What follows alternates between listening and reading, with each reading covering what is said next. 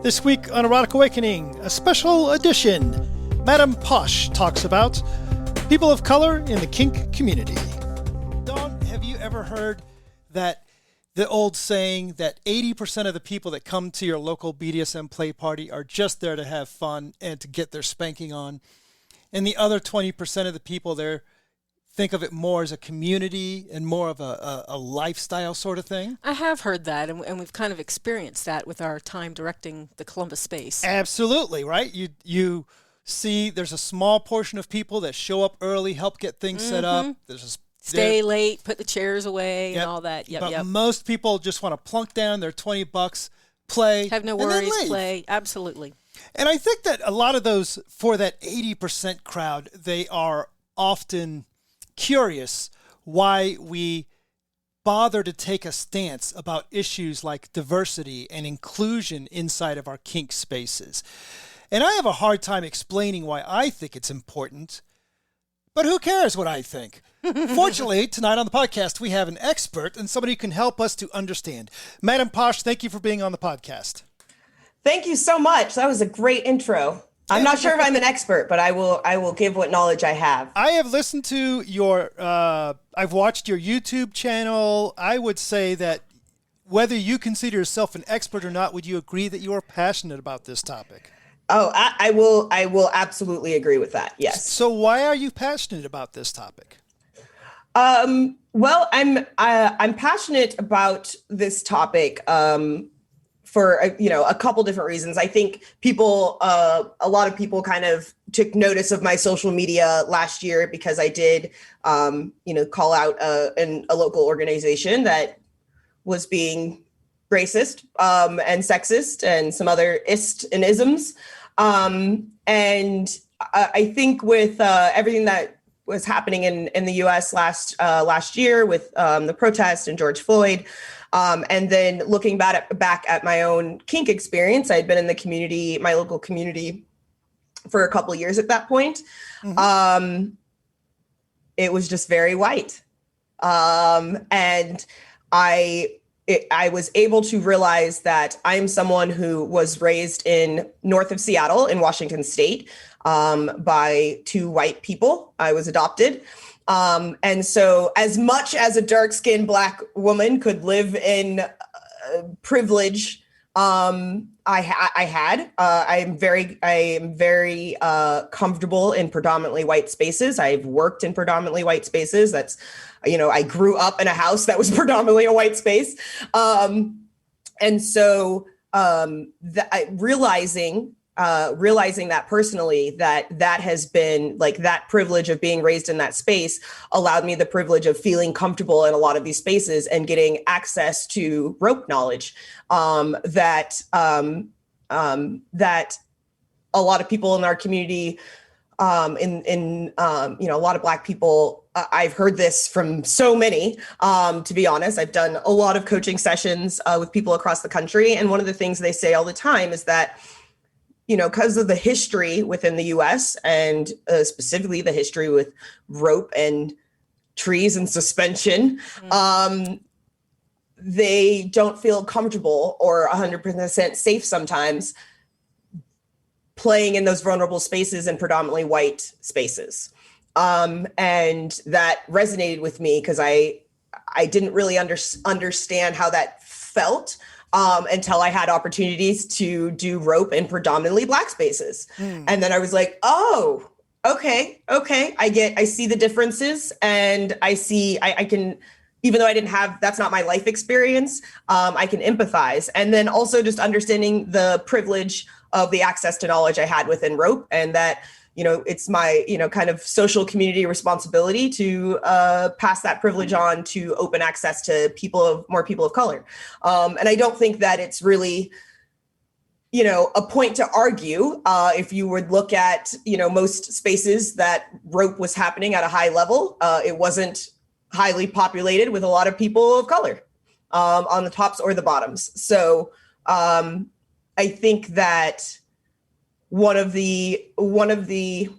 think it's a really valid point people bringing up that like, oh, why does I just want to go to the dungeon and play, right?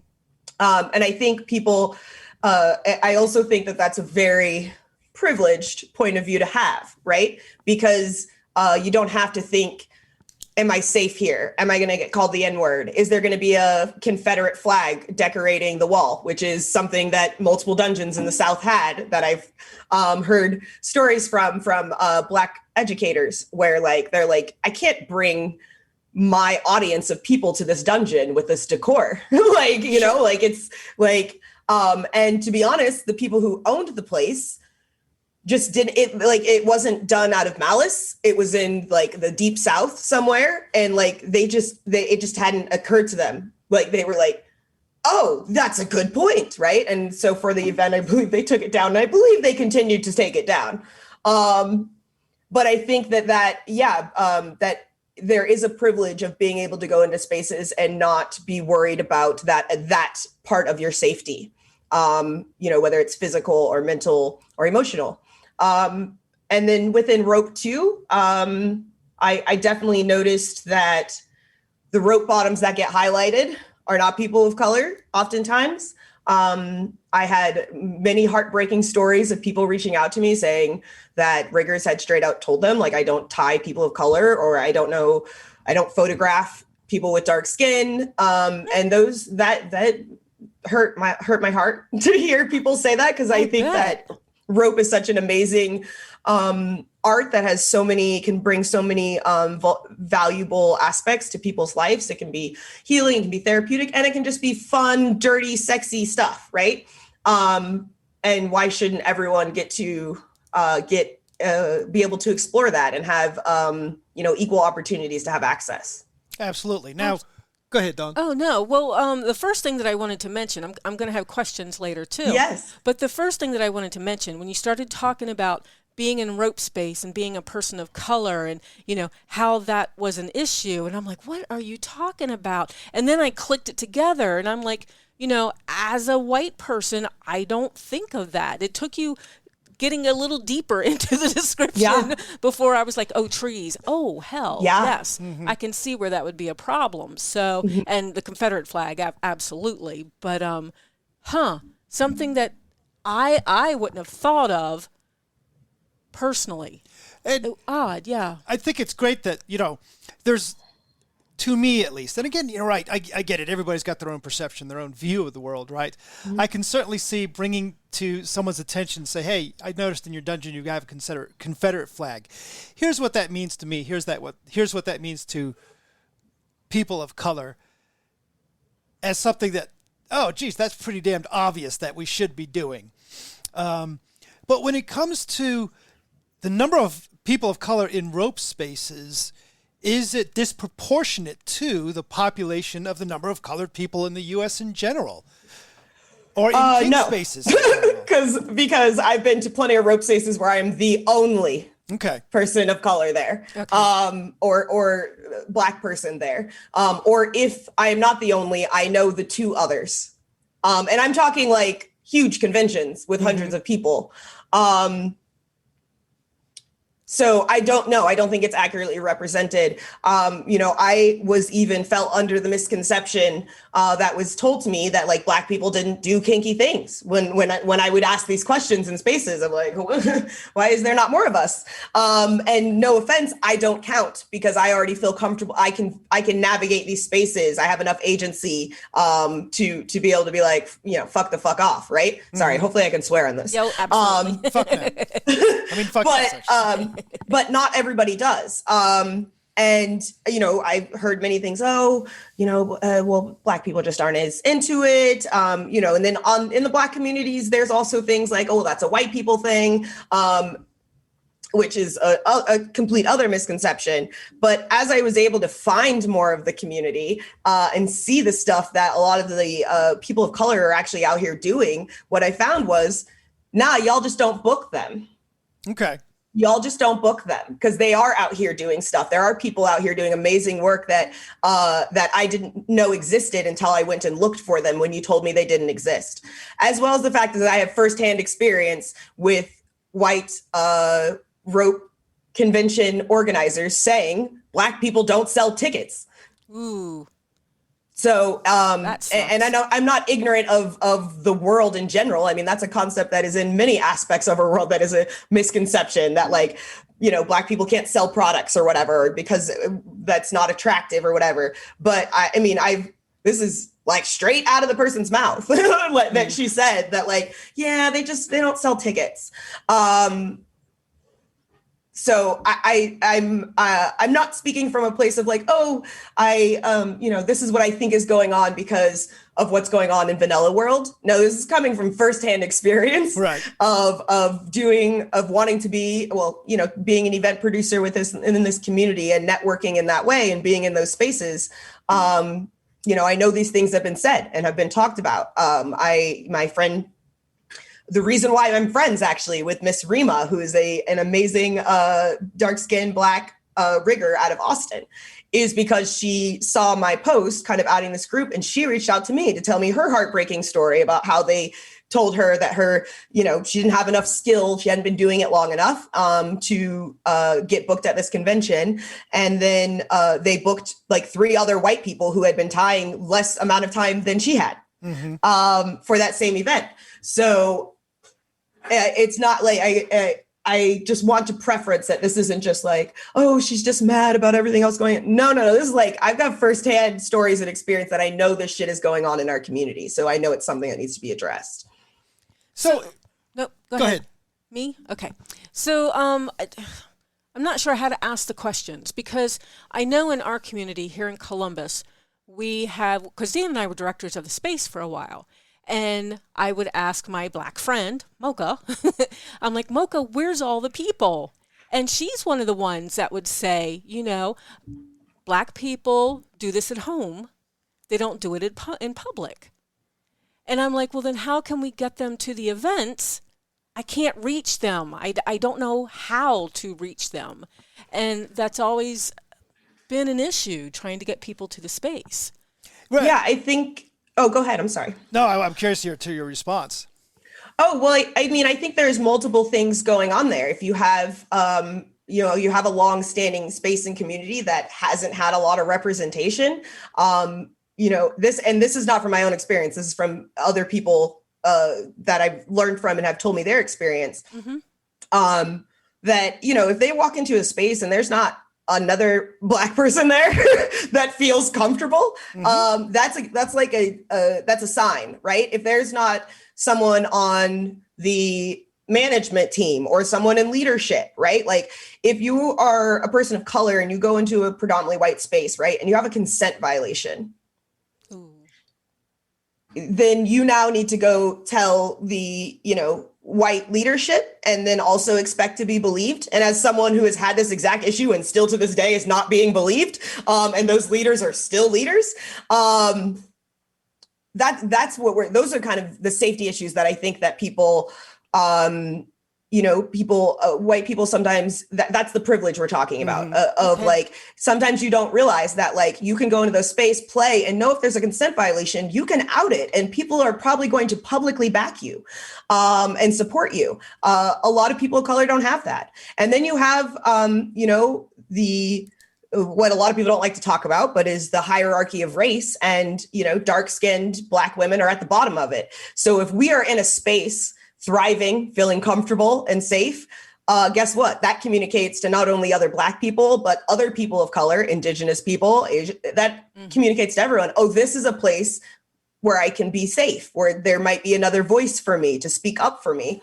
So I think part of, like, yes, a lot of Black people kink at home, but that doesn't necessarily mean they want to. Like they probably do want to have community. That is the thing that keeps me like, yeah, I'd always do kinky things, but a big part of kink is the community. It's like church, right? Like we may hate, like I don't agree with most religion, but I do understand that humans need community and connection outside of work or their family. And that is what a lot of the community provides. I mean, almost all of my close friends in my life that I associate with every day are kinky, are in the community. I met them in the community.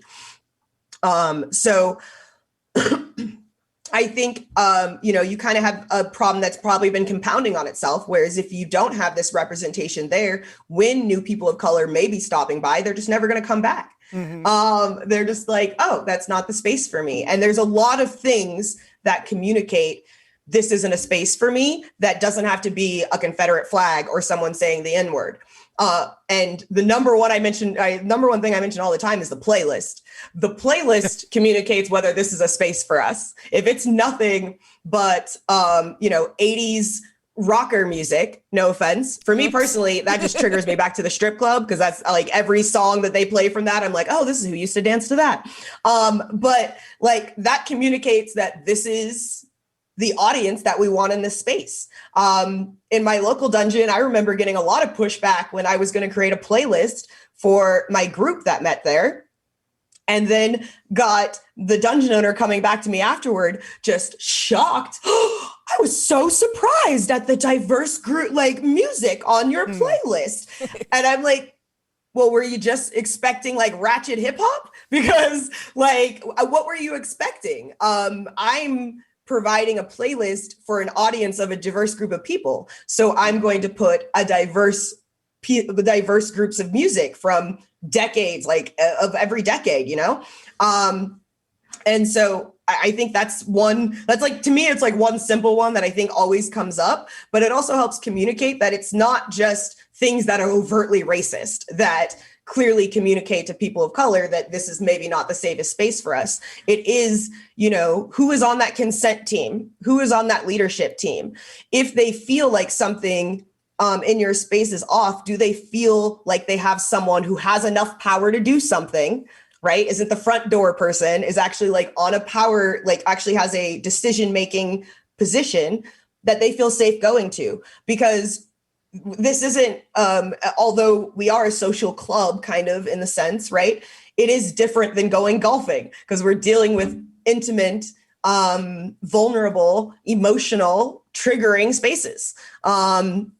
So I think that is, I understand, again, if you don't have, that's why I try to, again, use my, my life experience of being intimately involved in both sides of these communities, having these conversations, having similar opinions that, that I'm arguing against now when I was younger and didn't know as much and didn't have like, I think there's this misconception that it's just white people that need to work on racism. And I'm like, nah, white supremacy run deep.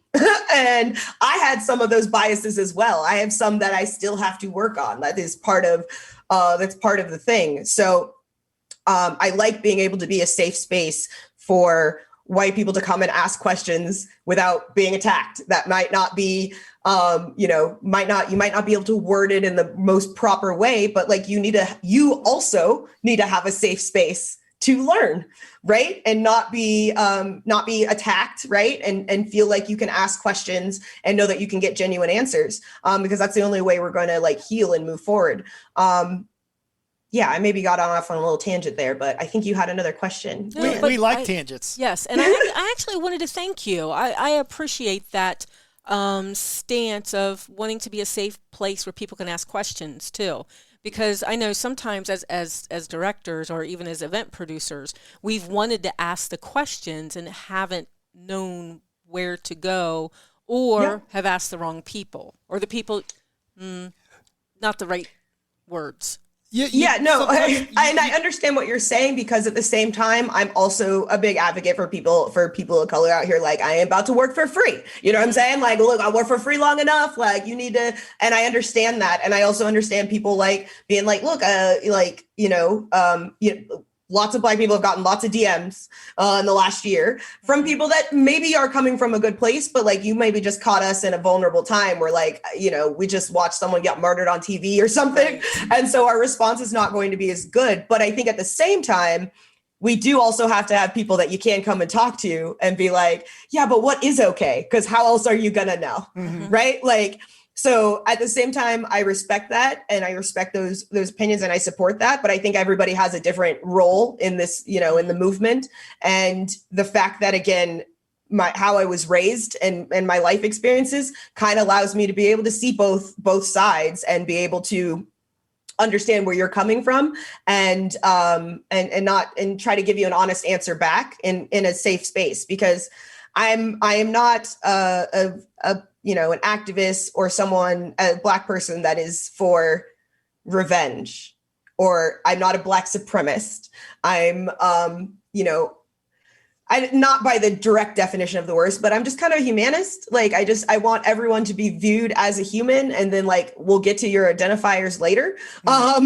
And so for me, a big part of this movement that a lot of the main work we'll have to do once we even get farther is just healing. It's just, there's a lot of healing that needs to be done. Like, I can sympathize as a white person, living your life until you're 30 and then having what's going on in the last year and a half, where like, maybe you just learned about because I've learned a bunch of history, but a bunch of shit you didn't fucking know. Like, like the Tulsa Massacre, like, and if that is, traumatizing or affecting me, and like learning about like what I didn't know, I can only imagine how it's going to affect everyone, and it's going to affect you differently, knowing that this is a race thing and you're white, like that, and that there needs to be space and empathy and healing in that, because that doesn't inherently, like, again, I understand that people didn't necessarily do some of these more violent things.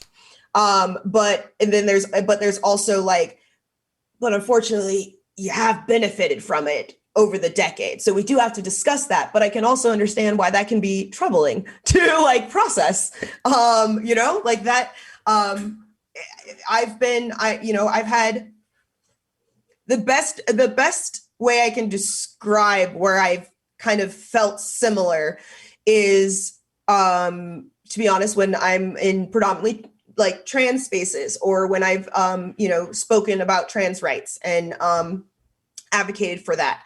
I know, growing up, even before I was in the kink community, like early 20s, a decade ago, I've always been an advocate for trans people. And I've been in spaces before where I'm like, how do I let you know that I'm here that I'm on your team, but I'm also not trying to point you out as being this unique person that needs to be pointed out, but I also want you to know you're safe and I had some moments like that in the last year where I then went, oh shit, someone is accusing me of being like transphobic or something, and I just went, oh my God, some of my best friends are trans. And then I was like, shit, this is it. This is what we're telling white people when they, oh shit. Okay.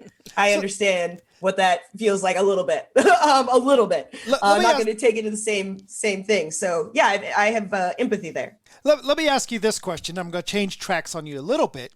Yeah. This is just a scenario. I just want your input. Let's say I'm an event producer, and I got an event of 300 people, and I think, okay, I need about 10 presenters, right? Should I set aside some of those spots specifically for color of people? People of color. People of color. It's been a long day. People. That actually doesn't sound bad. That's not bad either. Because on one hand, right, I don't want to be signal virtuing. I don't want to be, what's that? Good gosh, I can't remember the. No, virtual signaling. You're good. There's the other one. Tokenism, right? I don't want to be practicing tokenism. Yeah, tokenism. Yes. Right. But the flip side is, I don't know. What is your thinking about that? I mean. So no, I think that's a really, really great question, because I do. I know one of the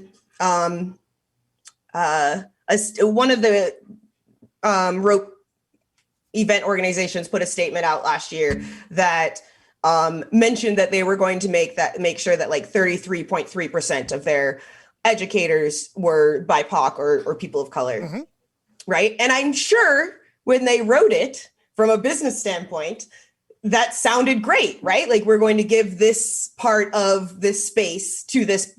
But when we read it as humans, it sounded like, oh, so we're also just another statistic? Like, where are you going to get 33.3% people who like, we going to cut someone out? Like, that's kind of how it was like portrayed, like how it was perceived. Right. So I do think there's this, kind of murky area of like, how do I do that? Right.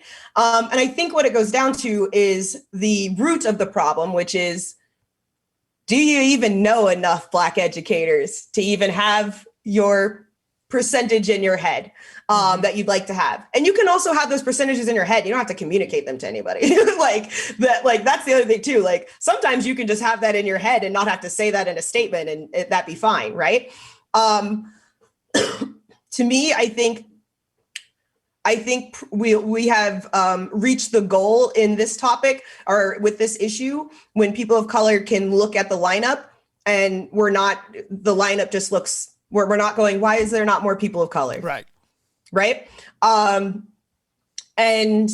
So what that, to me, again, I think the root of the problem is, do you know enough educators to even have the minimum that you'd like to have?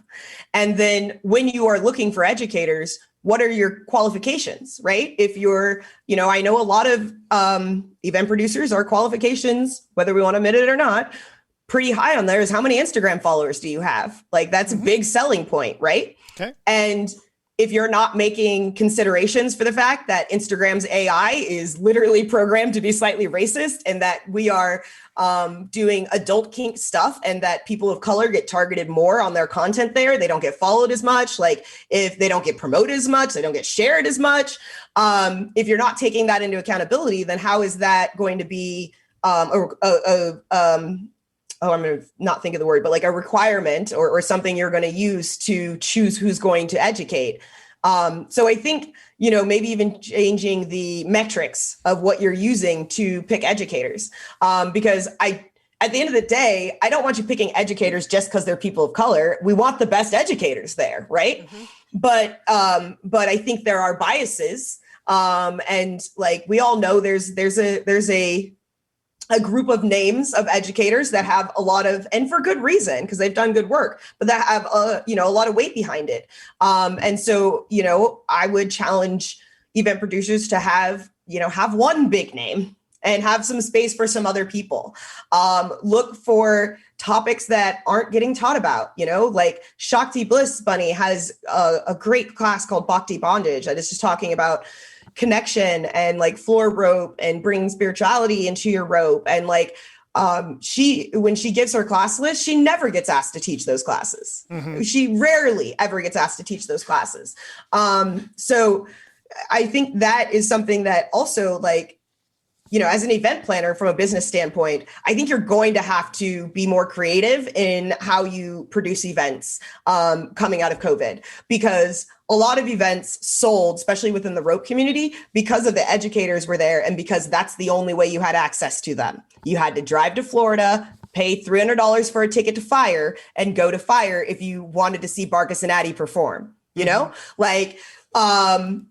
and now after the pandemic, that's not really a thing anymore. I can learn from Karita in Germany without leaving my home, right? Without getting a hotel, having to fly, any of those things. So I think that strategically, business-wise, event producers are going to have to challenge themselves to create experiences and not just bringing in names that they know are going to sell tickets, because that's not as big of a motivator anymore, because that's expensive. And like, I can book some of those educators directly for less money than it would cost to go to your event and be in a class with 20 other couples. And I think one of the things that will help that is to dive in deep to what a lot of these other educators and BIPOC educators are doing. Like Coach Feline does a fitness and kink BDSM class that's fucking amazing. Like she is going to dom your ass into shape and it's hot, and she does like ASMR. Fucking great. Madam Carmen in Houston is like the strap-on queen, and she's got like the most amazing personality. Same with Miss Rima out of Atlanta. Her rope, number one, her rope it's been so on point, and gotten like the improvement in the last year has been incredible. But technically strong rope. This bitch can teach a box tie class. How often do you see a person of color teaching a class on box ties if it's not a Japanese person? Mm-hmm. So then who are people of color learning box ties from? No one. So then why are we having so much wrist drop? You know what I'm saying? Like, we can connect those things. But you know, even as we've made progress, there's been a lot of progress made in the last year and a half. You know, some of the things I still notice is like, hey, like, okay, so you book us for those conventions, but also what are you having us teach? If you're only booking us for 101 classes or beginning level classes, that's not really communicating that we have the same level of knowledge to share, right? So I think that's important too, of like, not just who are you booking, but also what are you having them teach? Because that also shows how much you value their content. That's one thing I've been working on in the background with my mentor, is like getting my box tie down really pat and to a point where I can teach it, because there's just, in general, there's not a lot of people within the kink community doing classes on box ties, and there's not very many people of color. So, you know, I think those are things to really consider as an event producer when trying to, you know, create a more exclusive space. Also, where do you market? Mm-hmm. Who are you marketing to? Like, where is that at? Is it like, are you connecting with, you know, Jet Setting Jasmine and King Noir, who are kind of like the Beyonce and Jay-Z of the Black kink community? Do you even know who they are? You know what I'm saying? Like, those are people that are going to help you. They actually have a consulting service. Well, they will come in and give you connections with people of color and do this work for you. They've been doing that for years. And so I think it also has to do with like, how important is it to you? Because you know, there's going to be some event producers that are like, well, I mean, I could do that extra work, but like, I still can have a successful event by not doing it. So, so it also is just like, you know, how socially responsible are you trying to be? And then also you have to prepare for the backlash from that, right? Mm-hmm. Like, do you have people of color on your event production team? Like that would be, you know, that would be very helpful. And then also too, at the same time, not thinking any person of color means that you have a diversity expert, right? Because we all have different life experiences. We all have different points of view on Black Lives Matter, on this whole movement. And we all have different education. And we also are all, just like I mentioned, have fallen into white supremacy lies. So there are some of us out here that, you know, are still kind of shaded by that. So, you know, I challenge people to not just, you know, scrambleably like, oh, you're a person of color, you should be on the team. Like, also make sure that like we are qualified for the job, right? Mm-hmm. Because in the long run, that also doesn't benefit us to put us in positions where we're not going to succeed, which is going to be a representation, because unfortunately, any sort of position we're in, we're representing the whole community until we deal with some of these problems. That in itself you're just delaying another negative result of creating a situation where like, well, we brought a Black person on the team and they couldn't handle it and da-da-da. Well, like you brought a college dropout, you know what I'm saying? Or you brought, you know, someone who's like not like going through a serious breakup in their life, like, you know? So I think it's important to like, not just worry about just diversity, like worry about the quality of the content and the quality of the work as well. We want quality humans in these roles, no matter what color they are. You have been super generous with your time and information with us tonight. How can people find you and find out more about what Madam Posh does? Yeah, you can check out my website at the MP Experience. I offer coaching sessions. I offer mentoring sessions. I also offer consulting sessions for event producers, whether it comes to diversity training or just producing stuff. I've been in event production since I was 19, I'm 35, and I've navigated a lot within this community as well. And I have a decent amount of connections. So feel free to reach out to me for that. And check out my YouTube channel called The MP Experience and my Instagram at Posh Ropes. That is where, you know, at random, I go into live stream rants, we'll call them rants, educational rants about a lot of these different topics, and just trying to break some of the barriers and open up this space to more people of color and just point out more ways that we can improve. Fantastic. Well, thank you very much for hanging out with us tonight. Hang around a little longer uncomfortably while we wrap this thing up. Yes, thank you. Take a moment to support the podcast. Rate us on Apple Podcasts, Google Play, Stitcher, Spotify, Or wherever you see, if you take Stitcher and Spotify. I noticed that. Or wherever you listen. Or just tell your friends. If you like what we're doing, head over to patreon.com/Erotic Awakening and take a look at the options. So, and we will also have information there on our next Let's Chat meeting. Bye, Dan. Bye, Dawn. Bye, Madam Posh. Bye, Madam Posh.